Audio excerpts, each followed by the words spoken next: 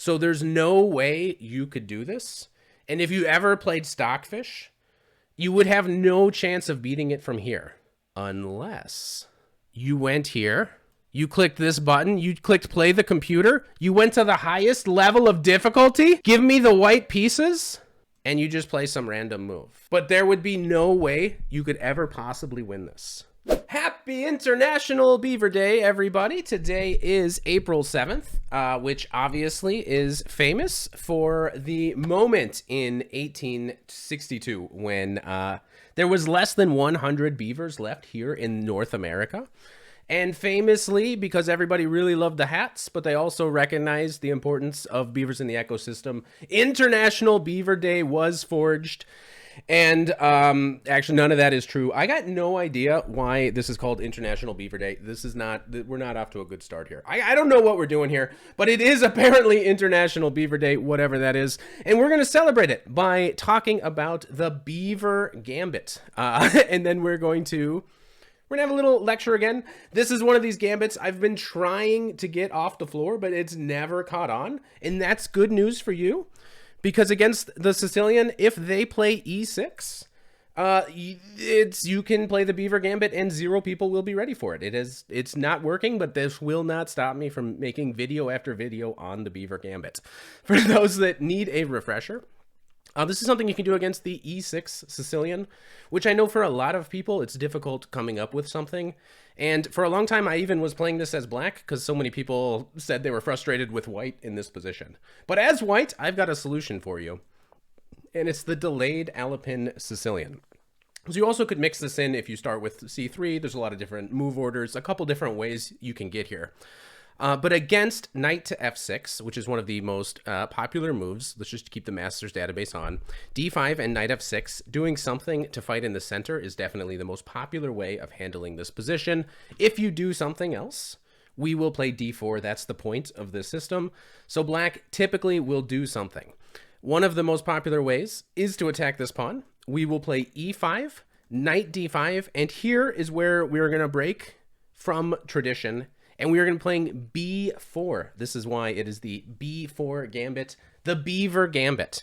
And I am still a believer in the Beaver, even though, you know, there's 0 games here. However, there is already now like 590 games. There was very few when we started, but all right, less than 600 total games in the database. And the main point is that after takes, we can play this sort of like a winged gambit. A wing gambit, and we can play c4, kicking this knight away.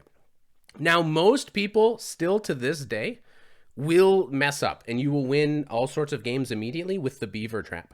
Most people will play knight to b6. You will play d4, and then they will play either d6 or d5, and they will lose on the spot.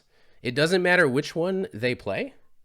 Either way, you take here, and now black has a major problem. You've just taken this pawn, and if they recapture with anything, you play c5 and you win. So this is like a very common trap that will work. Most people will fall for this. And you can see this is how most games actually happen. What this means is we actually want to focus on the main line of the Beaver in this video, and that is knight to c7. So we're going to be focused here. I want to show a couple different lines and a couple different traps and explore some stuff we haven't talked about yet before we get into the rest of our content for tonight. So d4 is the main move again. And we're down a pawn, but it's just like a wing gambit where maybe at some point there's a bunch of options. We're mostly going to be exploring just kind of the natural. We want to play bishop to d3, set up some like Greek gifts, that kind of stuff. But there's many ways you could play this. You know, you could play with like an early a3 and then recapture like it's a wing gambit. But most players will play d6 or d5. There is some differences, but in either case, the best move for us objectively is to recapture.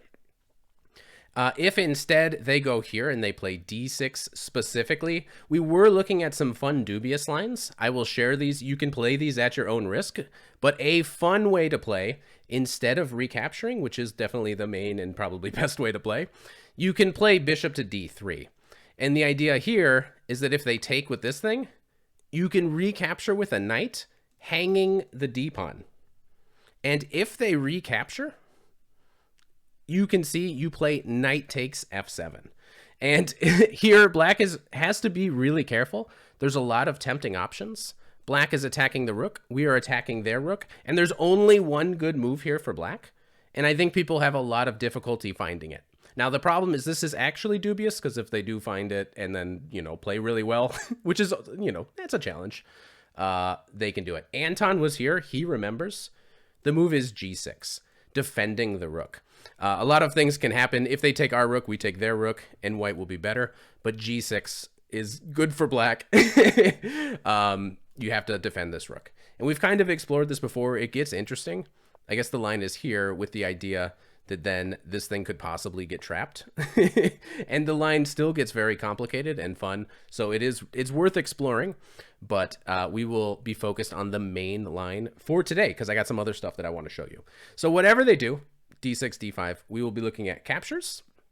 And after bishop takes, again, probably a variety of things, but the main move and the most natural move by far for white is to play bishop to d3. And this is already kind of an interesting thing. There's a big question already of, can black castle? It is refuted, but if nobody has prepared it. So a lot of these lines, the point is we're not playing an objectively sound. The beaver is like a little bit dubious, but we're going to take it to like the next level. What you're going to see today is, you know, we're going to push it as far as we possibly can, but people will not be ready for it. There's only 600 total games in the beaver, and nobody has ever prepped any of this, so we can play a little bit dubious, and then when people play better, we'll change the opening a little bit and we'll play better. But for now, we'll just keep winning games, racking up the points. One question here that is interesting is, can black castle? Because we are already kind of aiming like we're going to be doing a Greek gift, and this is in fact the most popular move. And this is another example of, you probably shouldn't, but, oh, it was there for like 1 second. But this is another situation where it'll be incredibly difficult for black to figure out all of it. I want to show this line only so that you can understand the next line. This again is dubious. You should like castle or develop your pieces, something like that. But take a look at this. If takes, our point obviously is we're going knight to g5. And this is like the typical Greek gift. Obviously, you should not run into the same diagonal as our bishop. That will probably lose you a queen. You should never go back in these kinds of situations because of queen to h5 with a following checkmate coming very soon. Alternatively, you basically have to go here. Now, obviously, people will be very uncomfortable with this, but there is possible improvements here for white. I would argue that if you got this position against a human and you played h4 with the idea of playing h5, it is incredibly difficult to defend as black. h4 recommended, h4 absolutely. And I dare you to play like the next several moves for black. And I will even tell you the reason this is easy, and it's, you know, it's like -1, it's between -1, -1.5. But if you follow the engine line all the way through, it's like a barely worse endgame for white if black finds like a ton of exact moves. And it's one of those things where black will need to, like, white can do a bunch of different things, but black has to be very specific in every single line. We're going to be playing h5.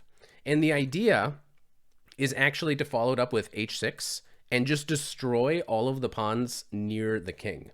So for example, if you play any like random move ignoring what we're doing, we will play h5. You will play king f6.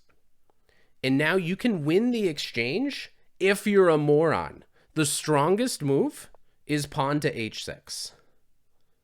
And the point is, if we can just radically open up the king side, we will take back. You will go here.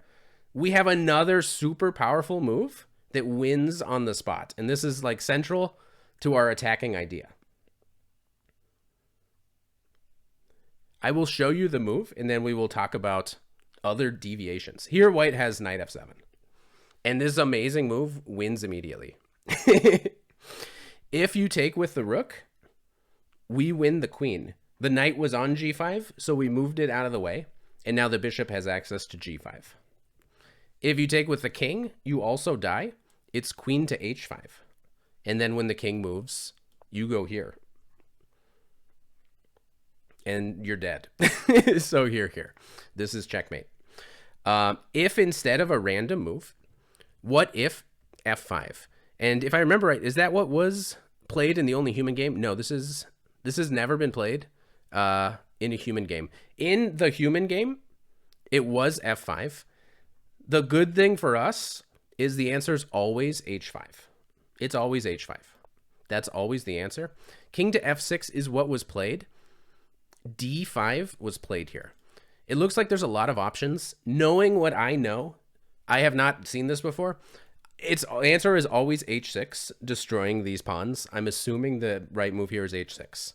This is always tempting because you win in exchange, but then the attack ends. And you're okay. But you generally, I'm going to guess the computer is going to say h6 and white is going to be significantly better. You always attack and it's very easy. We just play h5, h6. So if h6, even if they play g6, it looks like we can bring more pieces into the game. Bishop's going to be going here. At some point you play d5 because like the king's going to end up over here or something. And you're going to have a mega powerful attack. So this is what was played in the only human game. And this is the problem. You have to come up with moves like king to f6 as black. This is the only way to survive. You play here, but now we go here.